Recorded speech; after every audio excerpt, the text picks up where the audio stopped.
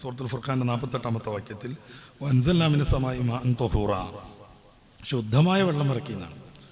അതുകൊണ്ട് നമുക്ക് ശുദ്ധീകരിക്കാൻ പറ്റും, കഴുകി വൃത്തിയാക്കാൻ പറ്റും, കുളിക്കാൻ പറ്റും, ഡ്രസ്സ് അലക്കാൻ പറ്റും. വാജിബായി നിർവഹിക്കേണ്ട ചില ശുദ്ധീകരണങ്ങൾ, നിസ്കാരത്തിൻ്റെ മുന്നോടിയായിട്ടുള്ള ഉളു എടുക്കൽ, വലിയ ശുദ്ധി സംഭവിച്ചാലുള്ള കുളി, ഇതിനൊക്കെ വെള്ളം ഉപകാരപ്പെടും. അതുകൊണ്ട് വെള്ളം സംരക്ഷിക്കൽ മതപരമായ ബാധ്യത കൂടെയാണ്. കാരണം വെള്ളം ഇല്ലെങ്കിൽ നമ്മുടെ ഈ ചടങ്ങുകളൊന്നും നടക്കൂല. വെള്ളം ഇല്ലാത്തടത്ത് എന്ത് ചെയ്യണം? അതിന് മതത്തിൻ്റെ പ്രത്യേകമായ ആനുകൂല്യങ്ങളും നിയമങ്ങളും വേറുണ്ട്. അത് മറ്റൊരു കാര്യം. പക്ഷെ വെള്ളം ഉണ്ടെങ്കിലേ ഇതൊക്കെ പൂർണ്ണാർത്ഥത്തിൽ നിർവഹിക്കാൻ പറ്റുള്ളൂ. അതുകൊണ്ട് വിശ്വാസിയെ സംബന്ധിച്ചിടത്തോളം മഴക്കൊയ്ത്ത് കേവലം ജീവനോപാധിയുടെ ഭാഗമല്ല, അവൻ്റെ വിശ്വാസ കർമ്മ സംരക്ഷണത്തിൻ്റെ കൂടെ ഭാഗമാകുന്നു. അതുകൊണ്ട് നല്ല വിനയത്തും വെച്ച് നമ്മൾ മഴയിലേക്ക് ഇത്തരം പ്രവർത്തികളുമായി ഇറങ്ങിയാൽ ഓരോ നിമിഷത്തിനും പുണ്യം കിട്ടിക്കൊണ്ടിരിക്കും. ഓരോ നിമിഷത്തിനും പുണ്യം കിട്ടിക്കൊണ്ടിരിക്കും.